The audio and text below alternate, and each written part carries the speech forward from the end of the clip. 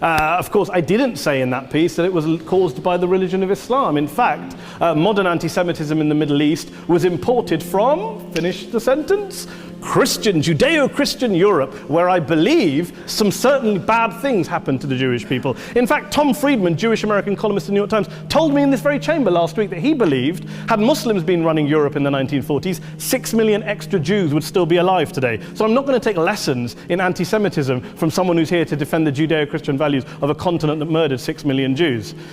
Moving swiftly on. Yes. Absolutely. Well, I'm about to make that point. No, I'm about to make that point. You're right. I agree with you.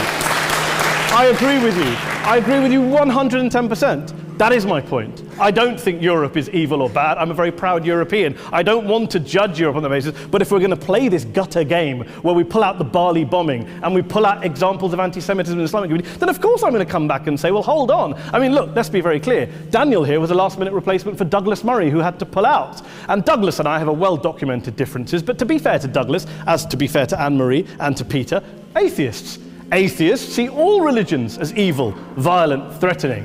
What the problem I have with Daniel's speech is that Daniel comes here to run this robust defense of Christianity, forgetting that his fellow Christians, people who said they were acting in the name of Jesus, gave us the Crusades, the Spanish Inquisition, the anti-Jewish pogroms, European colonialism in Africa and Asia, the Lord's Resistance Army in Uganda, not to mention countless arson and bomb attacks on abortion clinics in the United States of America to this very day. I would like a little bit of humility from Daniel first before he begins lecturing other communities and other faiths on violence, terror, and intolerance. But, no thank you. Some water. But I would say this, to address the gentleman's very valid point here, I'm not going to play that game.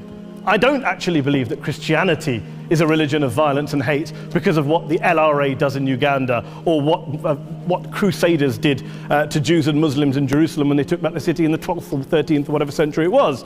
I believe that Christianity, like Islam, like pretty much every mainstream religion, is based on love and compassion and faith.